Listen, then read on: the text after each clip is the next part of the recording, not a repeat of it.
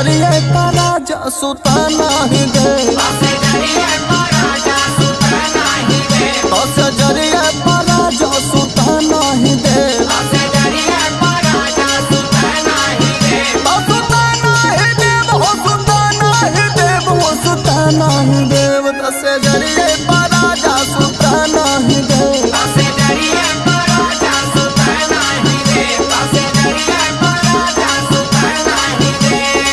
अरे पगली तो पहले तनी कमाई धमाई हमार बढ़े दे तो खुदा जवन कभी तवन हम कर रहे तो हमके समझावे के।